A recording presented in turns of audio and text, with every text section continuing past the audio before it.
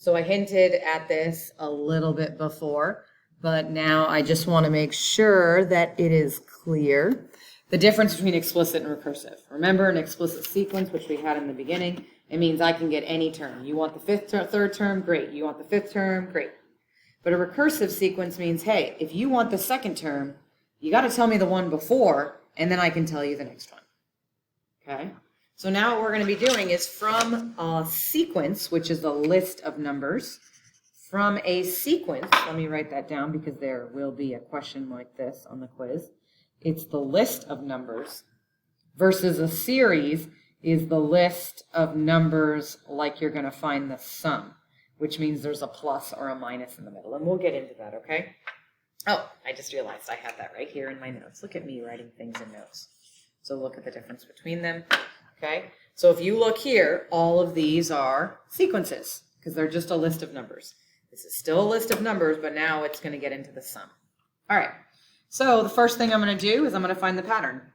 Plus 7 plus 7. Oh, remember I need two things for a pattern. Formula. I need the pattern and I need the first number.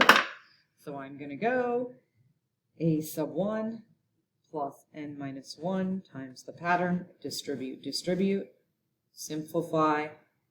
I have the explicit sequence. Now some of you go, Ms. Rifkin, I thought you said before we can just do like the y equals mx plus b thing, where here's the pattern, and then I can just find, if this is the first term, I can just find the 0 term. And if this way is plus 7, I can just go minus 7. Find minus 7 is negative 2. There's my 0 term. That works also. Yeah, that works also. Doesn't matter. If I'm going to do an explicit sequence, I still do a sub n minus 1. But this time I'm saying, okay, you take the previous number and you add 7 and you'll get the next one. But then the problem is, well, I got to start somewhere.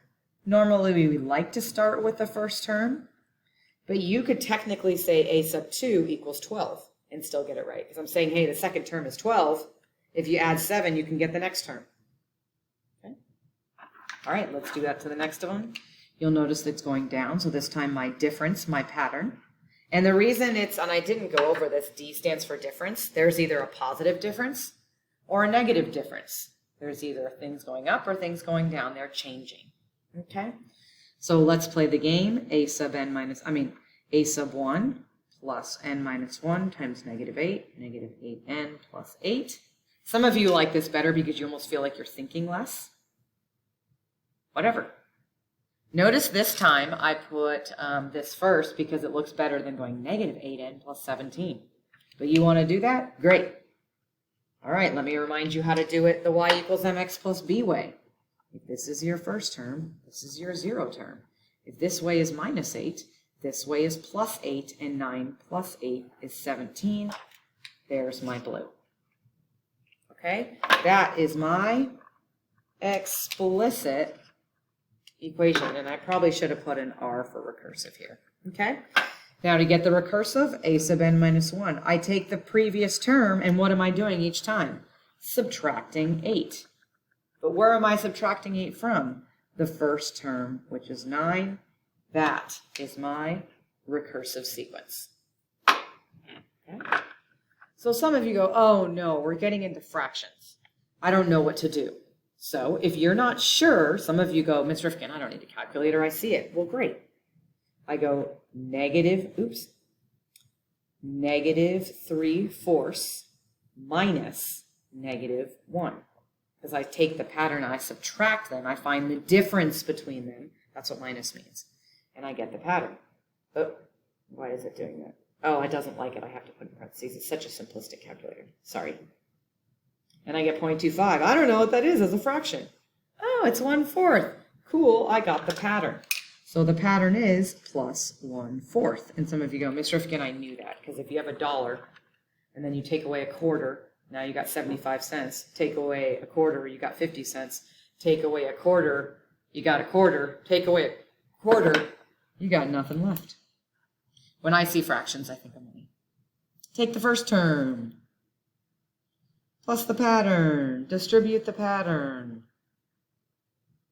If I got -1, I got $1, and I got a quarter, and I got $1.25. which is negative 1/4 n minus 5/4. If you didn't know that, you'll use your calculator. That is my explicit sequence. To get my recursive, a sub n, take the previous term and add 1/4. And the first term is negative 1. There's my recursive. You should be at the point where you shouldn't be copying down what I have. You should just be confirming and making sure that it's exactly what you thought. And that's why I jumped it up to fractions. Did you get intimidated by the fraction and you forgot how to do it? Or did I not mess with you? Okay. I don't know what this is. I can use my calculator, but I don't need to use my calculator. Negative 0.6. Take my first number. Again, you should be doing this yourself. It takes you longer to copy it than it does to just do the problem. Wait. Now remember, you could have done this a different way. You could have gone, okay, well, this is minus 0.6. I go plus 0.6. Wait, did I make a mistake somewhere? Oops, that's a positive. And that would be 4.8. I like to make silly mistakes. That's the nice thing about having a second way is you can check. So if I go plus 0.6, that's 4.8, and that's my start. That's my explicit. To get my recursive, a sub n minus 1, what am I doing every time? Subtracting 0.6. Just to mess with you, I'm going to do the third term this time. First, second, third term. Third term is 3. I don't feel like writing a decimal, so I picked one that was a whole number. Okay? Now what we're going to do is we're going to see things visually and see if we can take a picture and change it into numbers. So create an arithmetic equation to represent the situation. That means they're thinking of this. And some of you go, Ms. Rifkin, I got the formula down. I get it, but next section there's going to be a different formula, then another section, a different. The more I write down the formula, the more it clicks in my brain. So it looks here that the first term is 1. So the first term is 1. The second term is 1, 2, 3. The third term is 1, 2, 3, 4, 5. Oh, I'm getting the pattern here. So I feel like the pattern is plus 2, but let me just double triple. 1, 2, 3, 4, 5, 6, 7. Oh, it is. Okay, so the pattern is plus 2, which means I can find the 0 term, because I'm going to go straight into that. If the first term is plus 2, I could find the 0 term by going minus 2, and there's my arithmetic sequence. Or I can do what I did previously here and get the same thing. Why can this not be written in sloped-intercept form? Okay, so why does this not equal this? And again, I've hinted at this a little bit before. If I graphed a line, any point in the whole wide world could work, because x could be anything. X could be an elephant, and y can be a calculator. It doesn't matter. It's imaginary world. But here, I'm saying the first term is 1. The second term is 3. The third term is 5. So this is a continuous graph. It can be any number in the whole wide world. This is discrete. First term, second term, third term. There's no half a term. Okay. Determine the value at 9 seconds. So I just take the 9, plug it in. Otherwise, I got to draw this big old picture. I don't want to do that. That seems annoying for me. I don't know. It's a mess. Okay. So the value is 17. 17, I don't know, tiles. Because this is real. I don't know what these numbers represent. Write this situation as a sequence. Okay. 1, 3, 5, 7, 9, dot, dot, dot. If I asked you to write it as a series, you would do plus, plus, plus, plus, and erase the commas. Oh, just kidding. They have it here. 1 plus 3 plus 5 plus 7 plus 9 plus dot, dot, dot. What would the series represent? Okay. So that's what I want us to really get at. What is the difference between a sequence and a series? A series tells us the total number. So we're going to be adding them together. I'd say, okay, how many tiles do you have now after 6 seconds? And you would go, okay, 1 plus 3 1 plus 3 plus 5 plus 7 plus 9 plus 11. That'll tell you how many tiles you have. Okay. Now what they want us to do is create a sequence and a series from each graph. And then for the sequence, state the difference, and for the series, find the sum. Okay, so for the first term, it's 5. For the second term, it's 5. Third term, 5. Fourth term, 5, ... So if I'm creating a sequence, it is 5 plus 5 plus, or 5 comma 5 comma ... I'll do SQ for sequence. The series, I'll do SR, is 5 plus 5 plus 5 plus ... But it's not technically a ... because there's only how many terms? 7. So I should be going 1, 2, 3, 4, 5, 6, 7, and that is my sequence. And I should be going 4, 5, 6, 7, and that's my series.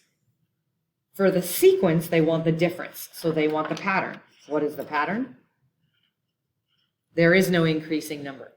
Okay? How much you got in your pocket? $5. After 2 seconds, how much do you have? Still $5. After 3 seconds, $5. After 4 seconds, guess what? $5. The sum is, how much do I have total? And that would be 35. Okay? So now we're going to do the next one. So it looks like after 1 second, it's 4. After 2 seconds, it's, I don't even, let's see. I'm going to have to pause it and get my glasses 1 sec. This one was a little bit of a workout because I'm like, well, what is it? 4 point what? I don't even know where the 5 is. But I used my ruler and I figured out that as soon as you get to here, which is the beginning of the 6 seconds, then you're at 6. So that means I know that the third, the fourth, the fifth is 6. Oh, well then that means if this is 4 and this is 6, that would be 5 because that's halfway. And that means that represents 4.5 and that represents 5.5. I got the pattern. T equals 1/2. I'm not going to say 0.5. 1/2 looks nicer. So then I got the list of the numbers. And then I go ... all the way to 16. I'm going to do that because I don't want to list them all. And then now what I'm going to have to do is I'm going to have to write it as a sequence. 4 plus 4.5 plus 5 plus 5.5. Oops. Plus ... 16. And then you find the sum of all those numbers. Okay? So the sum of all those numbers is, just I'm running out of time.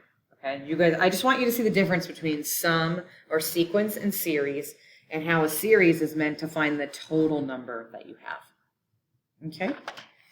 All right, let's do the last one. So let's see, the first term is 228. Oh, look at this. So they're not making it obvious. And then they said the sixth term is 48. How the heck am I going to find the other ones? Ooh, this reminds me of this stuff right here. Or if I have the first and the fifth, I can go from there and find it. And I got to make sure I do that within the time. So I'm going to go pretty fast. Sorry. Take the first term. Use this to figure out the pattern. So 228, 48, negative 180 equals 5D. D equals negative 36. Okay, well now that I know the pattern is 36, I can go subtract 36. And this is 192. Ooh, my subtraction might be horrible.